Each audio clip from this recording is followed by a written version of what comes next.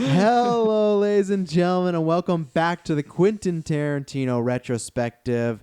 I am Stuntman Travis. No, I'm just going to do it too. I'm Stuntman Dylan. And I'm Stuntman Kirkland. You can do it because they asked him, "What's your brother's name?" Yeah. Stuntman Bob. Like, I think everyone in his family is named Stuntman. Even the character, even the character he's playing in Once Upon a Time in Hollywood named Randy, I think might end up being Stuntman Randy. So that'd be awesome. Yeah, that'd be cool. Well, wait, Randy, but not Mike. Like another brother. It's strange that the only scenes we've seen, this is just a super side note, but it's Tarantino related. All the scenes so far we've seen in the trailer is with him with Pitt, and Pitt is playing a stuntman. So it might just be that fun, oh, he's talking to the stuntman, but I just, there could be something. When you said Pitt, like, my mind doesn't connect Pitt to Brad Pitt. Yeah, I think of, like, the Smash character. Shooting his little angel bow. So who knows? That could be it, or some relative, I don't know. And I want it because this character is great. So we are here to talk about Death Proof, the 2007. What we're doing, though, is in honor of the formerly mentioned Once Upon a Time in Hollywood, we are reviewing and ranking and looking back at every single Quentin Tarantino movie. You can go back and listen to everything from Reservoir Dogs till now, and then the rest of the cast, except for Hateful Eight at the time of this recording, is up there on Patreon at the $1 and $5 levels. Really good, but we're getting really close to time this recording it. We're literally a week away. Yeah, so that's crazy. Yeah, I'm getting my tickets tonight. So today we are talking about Death Proof. Two separate sets of women are stalked at different times by a scarred stuntman who uses his death-proof cars to execute his murderous plans. So one thing I was really curious about is how long is the synopsis going to be? And I thought it would be shorter than that. Because that's even longer than Kill Bill. Yeah, and that's, I think, a little... And this is like a very simple movie. It is. I won't say that's spoilerish, but I don't think they should reveal that there's two sets of separate women because they, if you go into this movie, and I guess I'll go into my room we're talking about now, it starts with the first group, and you don't know they're going to, like when you're seeing it for the very first time, you don't know for sure they're going to die in the middle, right? So just saying two separate sets, if you go in, you're like, oh, there must be another set of women. Right.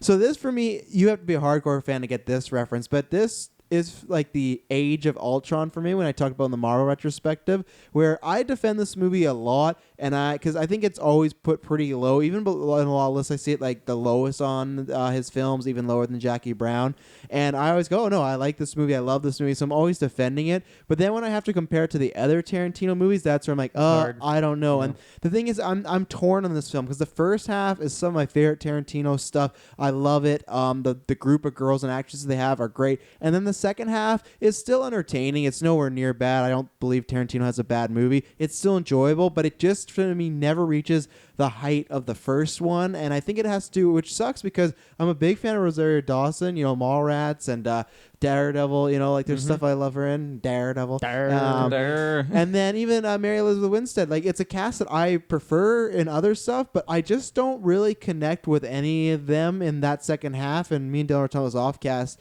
that all the characters, all the females, they don't have much. They're just characteristics of something, right? This is maybe the, I won't say horny girl, but like the playful, flirty girl. This is the more upstuck girl. Like, they're all, you could describe them in one or two sentences, right? They're not big characters like a Hans Landa or like a Django. Yeah. They're not that, even Django, but even then, like these girls, they're just kind of stereotypes, and they reverse that because eventually they're not. They all kind of play them off at the beginning. They're all girly, and they kind of change it. But they're simple characters, so you don't have much to latch on to. But for some reason, the first group I just like a lot better. I like the setup. I like the pacing. And the biggest thing is, it's a spoiler, but when we do top 10 characters or performances, Stuntman Mike with Kurt Russell's easily on there. He is great. This is, and we talked about before too, how you got Pulp Fiction. He almost, again, like Marvel, how Marvel's like a superhero genre, and then they do like a political thriller, a heist film. It's like, that's what Tarantino does. He has his genre, but then he also kind of does other things. Like we talk about Kill Bill. It's a samurai movie, but to me, it's like the closest he's ever gone to doing a comic book superhero movie. And to me, this is the closest he's ever gone to doing a full-on horror movie. It's a grindhouse movie, so it's kind of in that vein. But even I think it's most like a slasher, I would say. Oh yeah, exactly. Yeah. It's very much like the Boogeyman. Stuntman Mike to me is very much the best way I can compare this. It's much better than these movies, but it's, if you like Stuntman Mike in the same way I like Freddy has to face off against a lot of shit teens that are so boring and don't mean anything, but you just love Freddy, and that's why Stuntman Mike is in the second half for me. But all the great stuff is in the first half. The second half is fine, but it kind of peters off for me. So that's and I'm excited to talk about it because there's some good stuff in here. But I can't stress enough. Kurt Russell is just great, and it makes sense because there's only one movie. But it frustrated me the first time I saw it when he died because like, oh, I could watch a series of Stuntman Mike. You know, it's just Kurt Russell. He's just so damn good in this movie. He's always good, but he's really really good. So he holds up to a high level, and I like seeing Tarantino do a horror-esque movie. I'd like him to do something like this again in the future. I don't know, obviously. This was like his most critical. It was his most critically panned, I guess. I don't know. Yeah, I wouldn't say it's panned. I think it's the lowest rated. Yeah, it's still like reviewed well enough, but it's always considered whenever people say like it's the weakest tier, you know, and it's because him and Robert Rodriguez. Well, have you ever watched Planet Terror?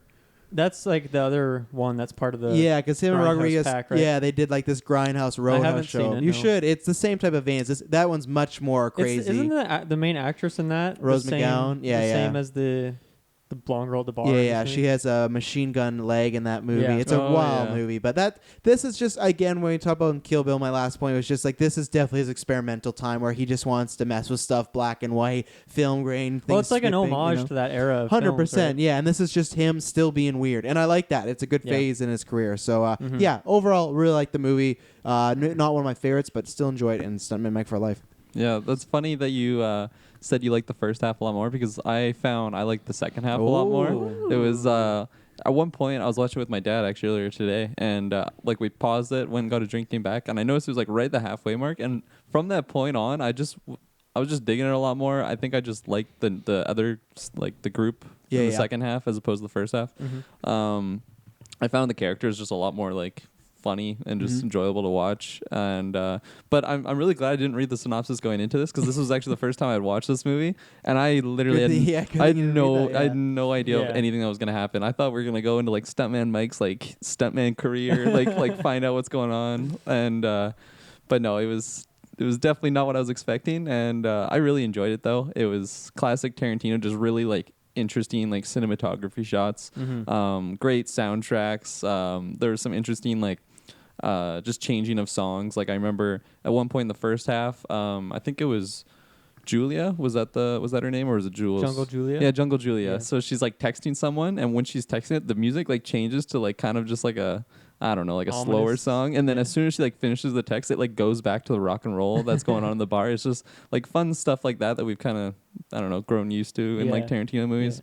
It's just great, and it was I don't know. I think the second half I just liked a lot more because it was just like faster paced. I don't know. Sure, yeah. And it was just like stuff I was not expecting happening, like what the second group of girls were doing. They were crazy, and like man, I was loving it. It was so like hysterical. And then once that like end like popped up on the screen, I was like, what the hell just happened? Like this movie was insane. But I really enjoyed it, and yeah, Kurt Russell was great.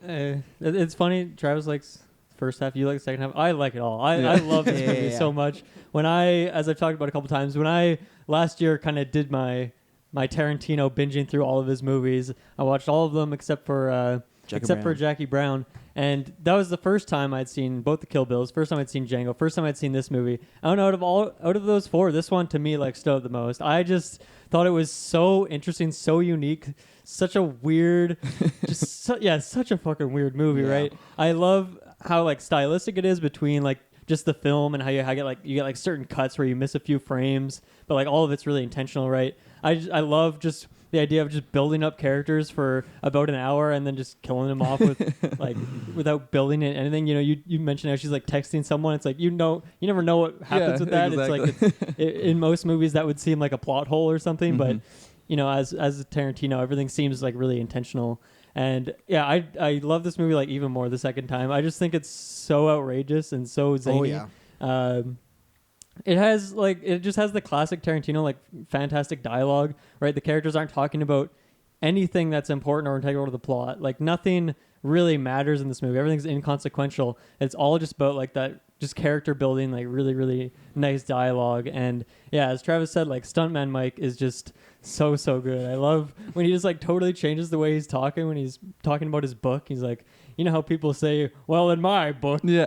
He's like totally changes the way he's talking for that one scene. He's such a fun character. And I can't remember the order I watched all these movies in last year. But I noticed this time after, we just did Kill Bill a few days ago. And I noticed so many similarities between those two movies in particular, whereas I didn't have that connection the first time I watched it. One being just the fact that it's like split very much into two. Like you could just pause this movie in the middle, come back in an hour, and pick it up as if it was like volume 2 of Kill Bill. You know, sequences that are in black and white. Even the two cops, I'd never noticed this. The two cops in Kill Bill who go to the crime scene at the wedding chapel are the same two cops at the hospital. Yeah. Like I didn't notice that last time, so I must not have watched the movies super close to each other.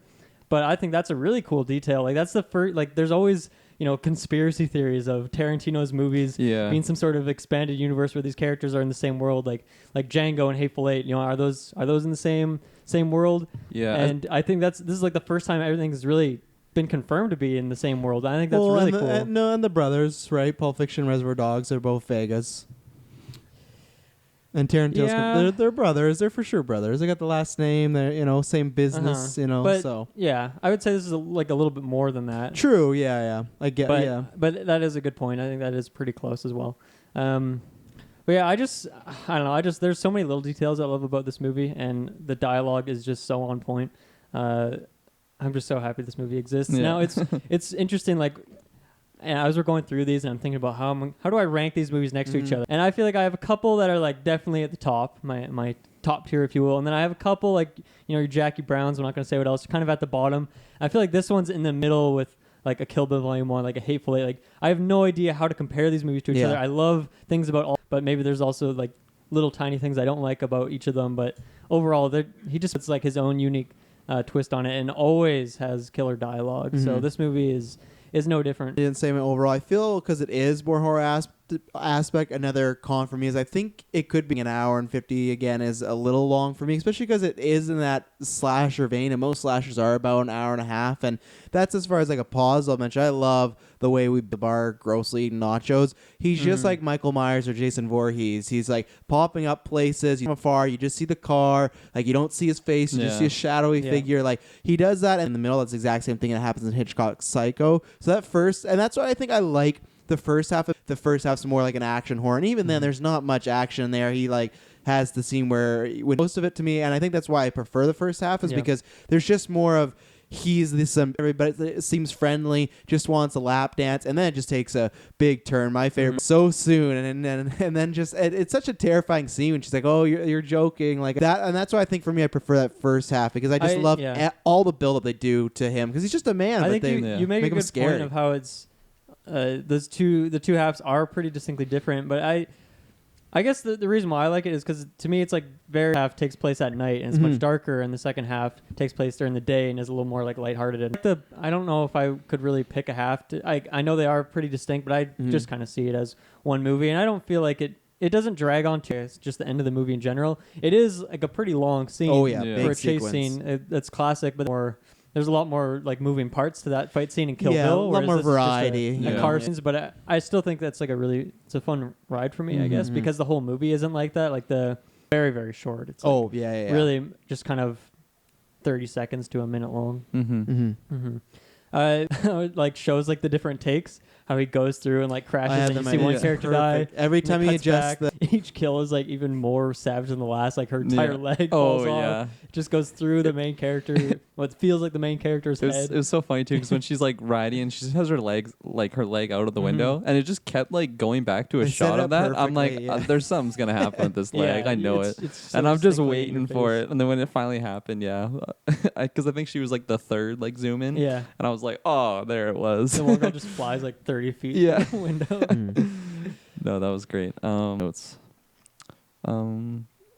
Oh, one thing I noticed. It was kind of fun going into this movie because this was the first time that we get like multiple girls just like dialoguing, and it was interesting because I really loved it. Like they all had their different like personalities, and they were just really unique. Like there is some females in there, but it's not like a group of them just like bullshitting all together. Like it's usually like a mixed if there is a female in the scene. You have Mia, but she's not that type of character. She's flirty, she's kind of deceptive. You get Jackie Brown, but Jackie Brown's not really interacting with any females. You get the terrible also other one with Robert De Niro in there. And then in Kill Bill, you have her interacting with other cops. So I agree with you. That's a good point. I like that a lot. And yeah, I like those. I like all the were a bit sassy. I like the idea of the bar. I liked, Tarantino. He hasn't been in a movie in quite a while, so I think he could have done this. And then there's that times like this is perfect. And I just like that whole setup. I love the way the laugh handoff, like weird flirtation, and I just love how he breaks it down. Just like you were thinking all night, you're a guy when like he goes over to Julie and he's like talking and he's completely fine, but then he's about to start. Like you never know, and it's not an uneasy thing. You just never know what he's gonna do. It's not like, oh, he's gonna start killing people. It's just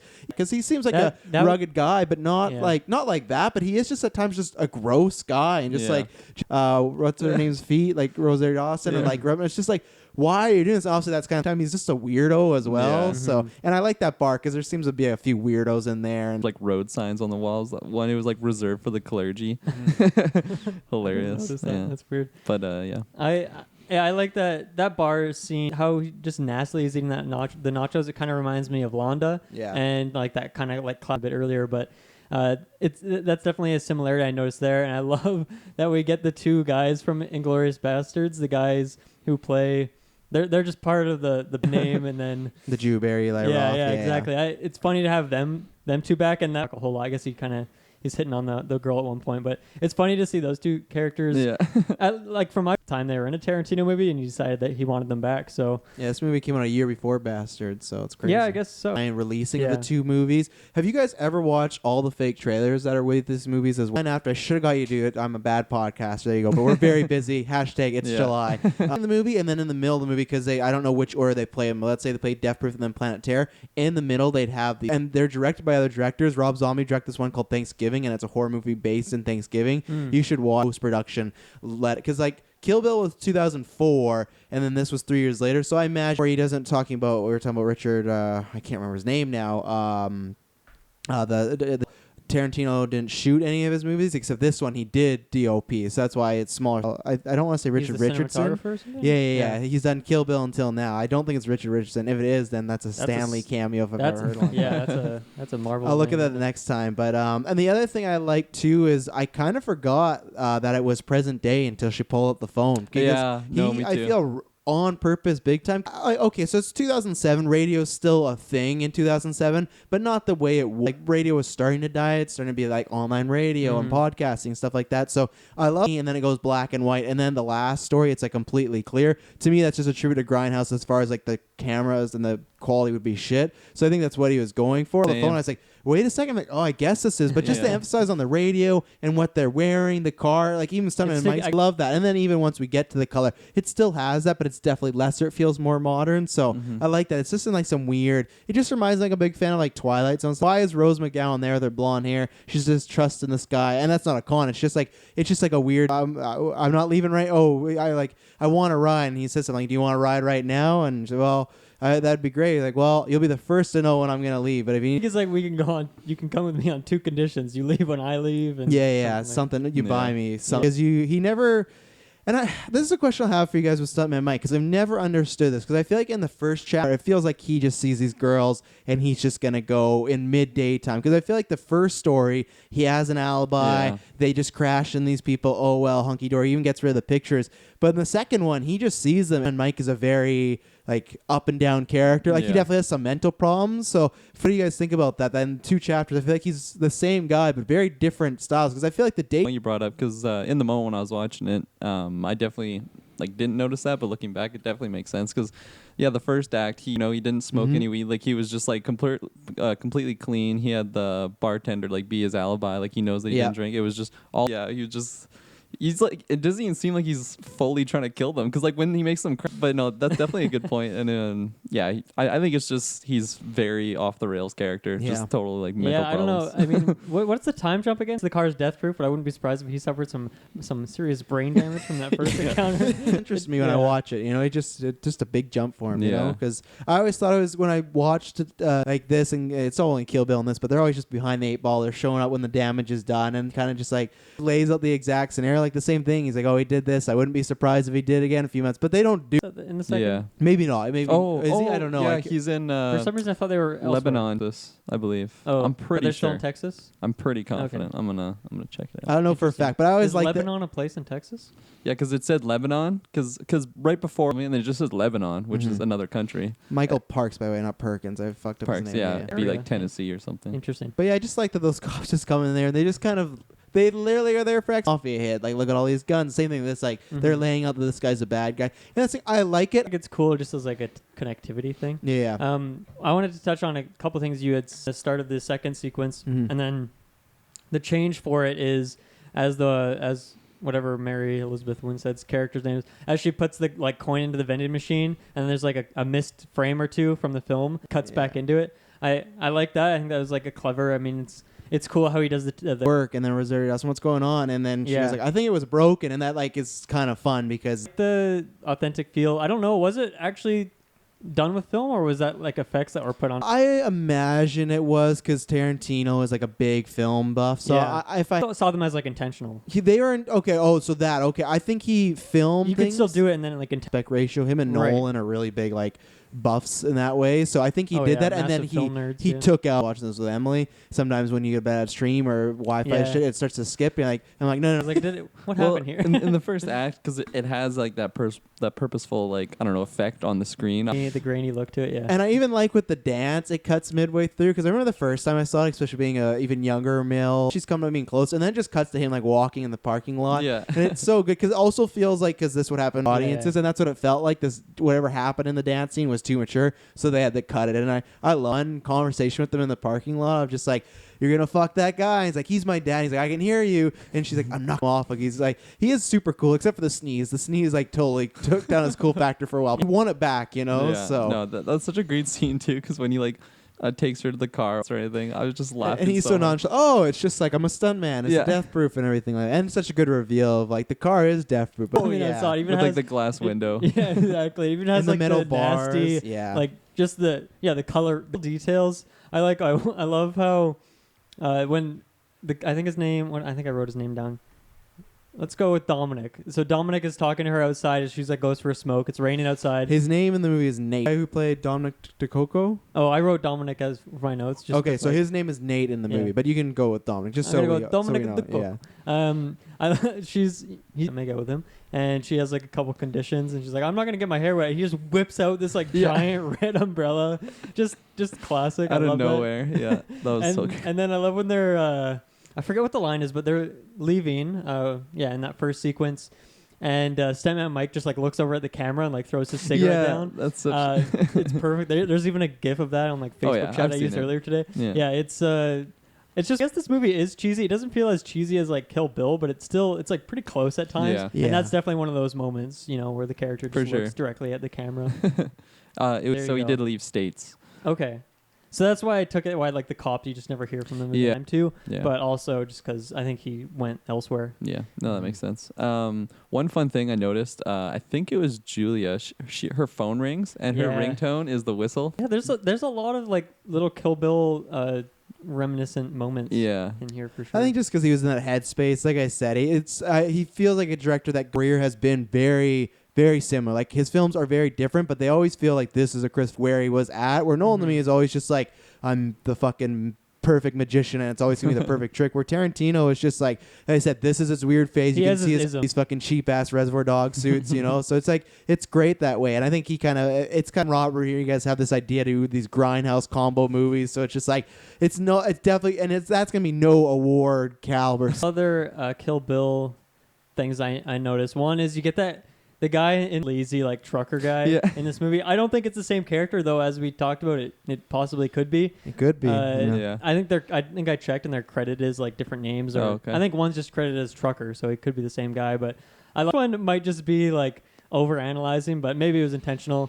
During the car chase scene, at one point it kind of like zooms out up and down once, and it reminded me a lot of the O-Ren fight when you have them off in the distance fighting, so the cars drive off elsewhere, but. I don't know if that was intentional. I don't know if that's just because we did those movies a few days ago. Intentional doesn't really matter. I think it's a cool little thing to. That's a good shout out. Yeah, I missed that one. Mm-hmm. One fun thing I noticed, just on like the cinematography thing. Who's the blonde chick? What's her name again? That goes into his car.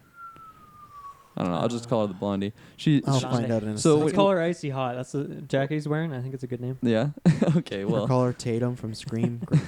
But she's like when she first gets in the car and the passenger sitting on that metal seat, it's just like from her perspective, and she sees like the other like the group of girls like leave off, and then you see Kurt Russell just walk around and then go into the vehicle. And I don't know, it's just a fun little thing. But it also happens again when Her name was Abernathy. No, Abernathy. that's Rosario Dawson. Oh yeah, sorry. Yeah, where Rose Pam. But Pam. oh yeah, sorry. So later on, like in the second half, when Kurt Russell is seeing like the second group of girls for the first time, and then I think one of them can see the other girl like go into the store, and it just like tracks him from his point of view, like inside of his vehicle. And it was just a fun little tracking shot. There's a few other ones that were just fun classic Tarantino tracking shots where it just follows the person. Yeah. It doesn't like skip to another camera. I just love anytime we get to see those, and I feel like it's a fun thing that he likes to do in his movies. So we get to see it a lot. That's another reason I love Tarantino. He's so good at making like the travel sequences interesting, right? Like one, it's just because like there's dialogue going on, so it feels like that's a purposeful. Talk about in Pulp Fiction, I would like follows Butch for just like 2 minutes walking through a yard. Yeah, and it's like, what's the purpose of that other than to really just give the world space, like make the environment feel like kind of full for sure, and make the character just like a character you're watching. And it doesn't really feel like it's something that he just. It's like a checkbox that he's trying to fill. It always feels like there's a reason to it. Yeah. And I don't know. He, I think Jackie Brown was kind of the main one we had like pacing problems with, and I think I would say the same for Kill Bill Volume 2. But other than that, I think he's pretty spot on with his pacing. You think this one's maybe a bit too long? Would you agree with that? Yeah. So it's like 45 minutes and like an hour. I think it's an hour. I want to say 45 minutes and what? Like yeah. No, for sure. And I feel like maybe on the second like watch along, it might feel a little bit longer, but the pacing, I feel like if it would have gone to like the 2 hour mark, 2 hour 15, it definitely would have. Another just quick little cinematography thing that I liked was when Kurt Russell over his shoulder, so it's kind of looking down on Julia. It's just a fun one I had to shout out. The cinematography. Because like he feels like a bigger character, like looking down on her. But yeah, I really like that. And even also part of it is covered. Like you know what it is because you've seen that poster before. But whether or not he saw that poster, I wouldn't just immediately notice that. It was a funny little dialogue too, because he was saying that he's like seeing her posters like around town, and then she's explaining like one else has a cigarette, and he kind of like leans down to kind of look at it, and that's when he just like blows his cigarette smoke. And she's just Did like, you catch where he said he saw?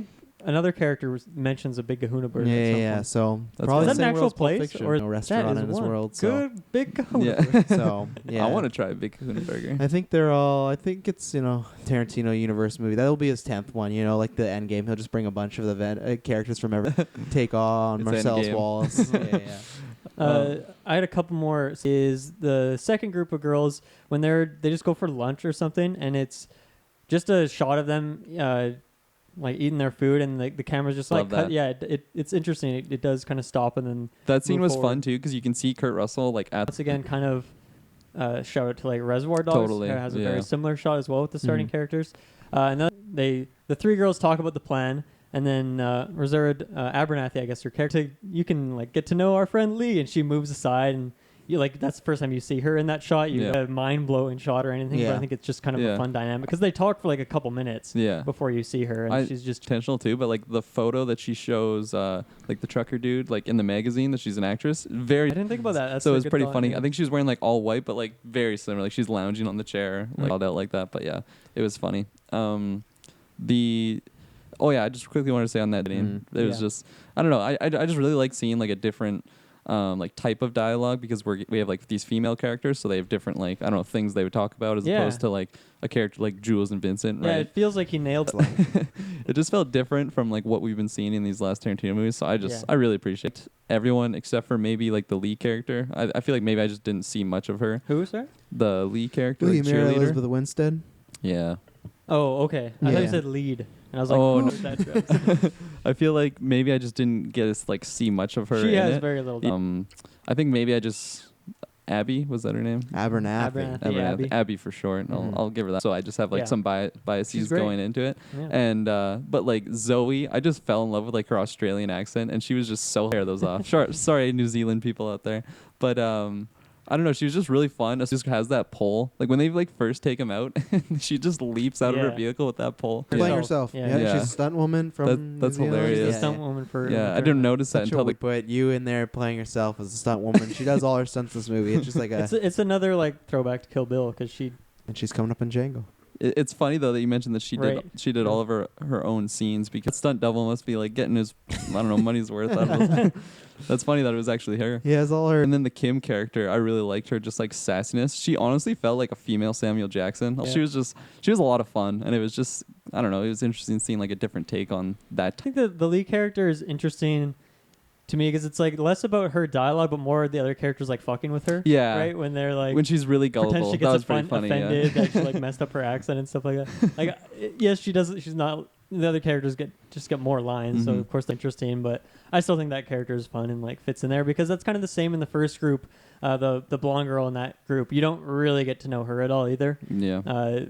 I don't even remember her name, but but man. it like doesn't feel like she sticks right. She still mixes in well with the rest of them there. No, for sure. And then when the movie like ended, there's a couple of just things I was like, man, I kind of was hoping Ilya like texting that character because like in the moment I'm like, oh, who's this? Who's Christopher? Like, how's it for? Yeah, exactly. Yeah. And then the other one was just like Lee. I'm like, well, never find out what happened. Go back and get her.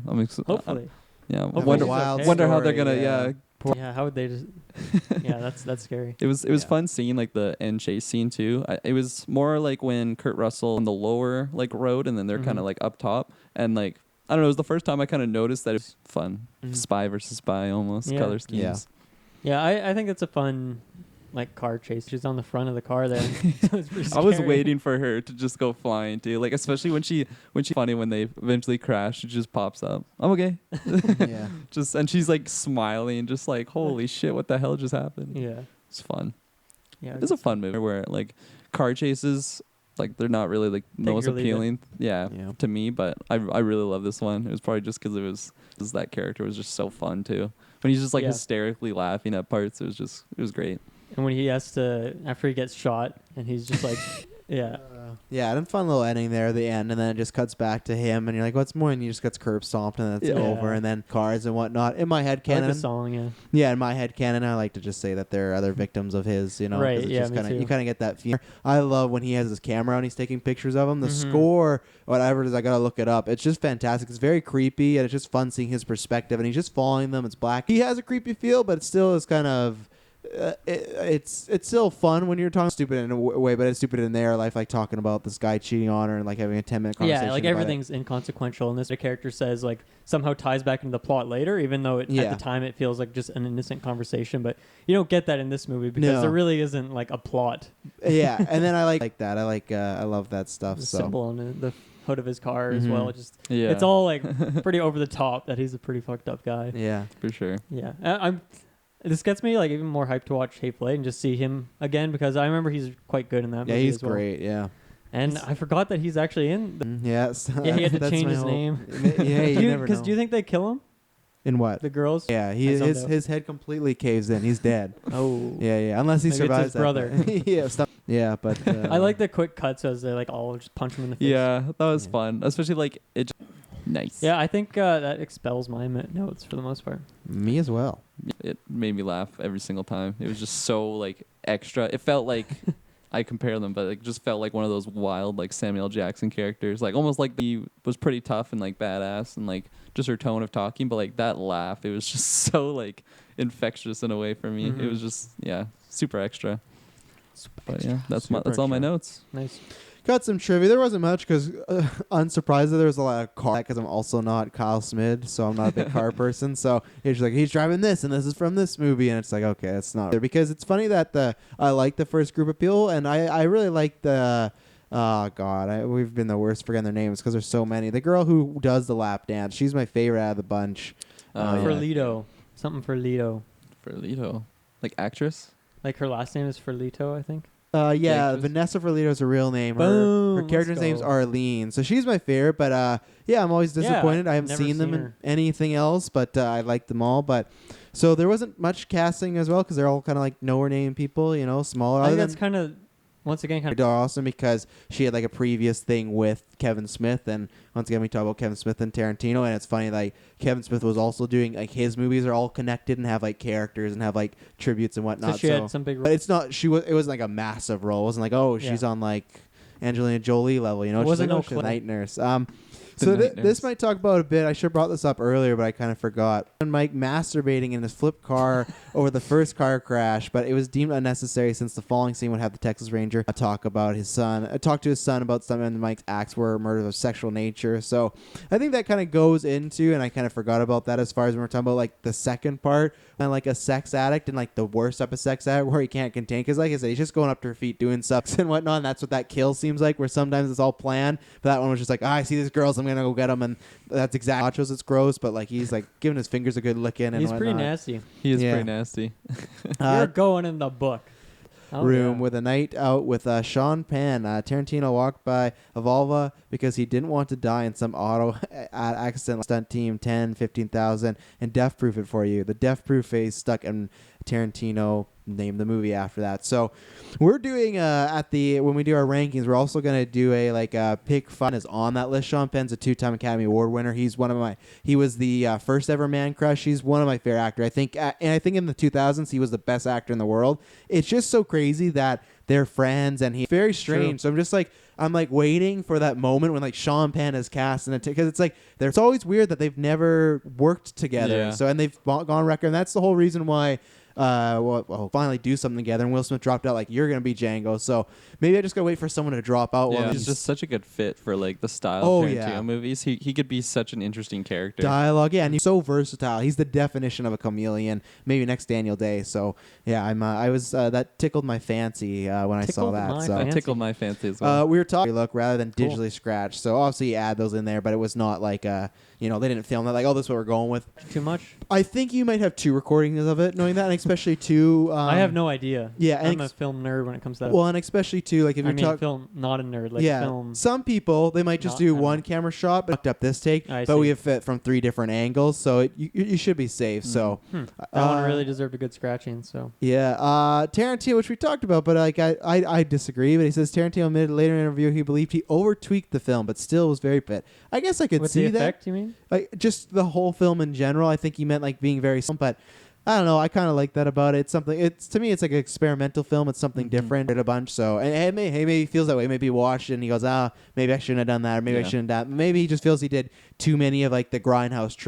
And then in the final note, Mickey Rourke, Sylvester Stallone, Ving Rhames, and Kurt Russell were all considered for the role of stuntman Mike, with Tarantino upon finally settling on Kurt Russell. So I guess he kind of gave him some words that you should go with Russell, and I think it was good because Rourke can be really good. He actually would have fit the role pretty well. Stallone, I wouldn't have won in there, and I don't think Ving Rhames can be as charismatic as Kurt Russell. Ving Rhames, he plays Marcel Swalls. Oh. Okay. Yeah, Mission Impossible series. That's the only thing I could list Yeah. him. But I now pronounce you Chuck and Larry. You know, that's great. I have Adam seen that Sandler. movie at I some have point in not my life, seen that. but it's been a long time. Yeah, so that's perfect. And I just think of that face now. He's got and- good There you go. like muscle car driver hair too. Oh yeah. And Yeah, he that feels hair like is pretty unreal. yeah. yeah, and he shirts and his muscle shirts and yeah. So No, he was good.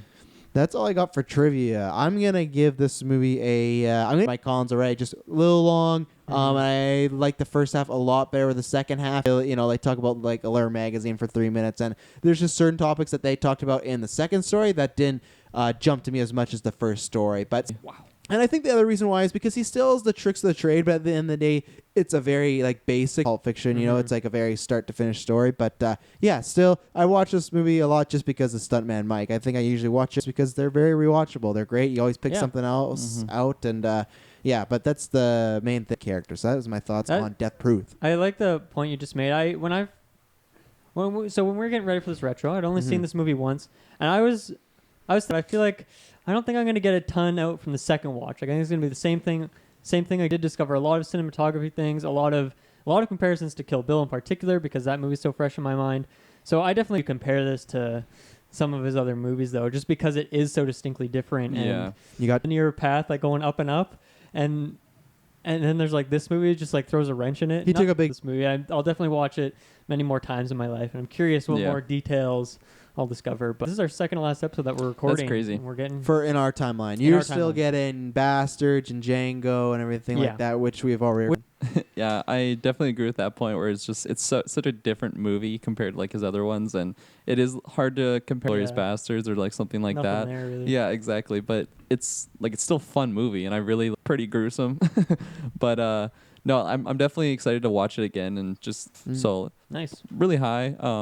I feel like the only reason I'm not going for the full 9 is just because there are some like unexplained things, which like typically like it's okay, like you don't have to. It all depends on the movie, we can't right? blame you for that at all. It's like spoilers for Kill Bill Volume 2, and there's ones like I don't need that explained, but then some movies like I really need that explained. Just it's not clicking in my Travis brain. Whatever, like nature versus nurture. It almost feels like we're giving Tarantino a pass on like what would be a plot hole in another movie, but it's just because that was intentional, right? Yeah, Like, it wasn't a plot hole. I meant to do that because if the other stuff wasn't so flushed out, you on that way, but maybe it's by design. Yeah, I feel like also it might have just been like a shock factor that I had in conclusion like everyone's tales, but it was just like no, it was jumping all around. I was baffled when I saw this the first time. But I was kind of mad that he did 2 westerns. I really wanted him to do another in the horror realm, like, especially like this is a slasher. It's like that, but I just want another thing like that because I just feel like the dialogue, So do you think like Once Upon a Time in Hollywood might have some moments? Cause I think it will be more. It's tough because you got that Manson bopping around in there. So I don't know. I guess that's the question is it going to be more like the first half where it's more horror action, or is it going to be like action? Because there's the famous scene where like Margot Robbie's character, she's going to get maybe murdered, kidnap her. They put her in the house, and it's just known as this gruesome scene. So I feel like I'm going to know on that, and like that would Manson could get more like the stuntman creepy. There is a chance if they go a certain route with it, but I'm interested. That's just such a hard thing to tackle. It's gonna be interesting. So definitely. And sometimes he like goes too far in those gross scene. Ugh, it really bothers me. Yeah.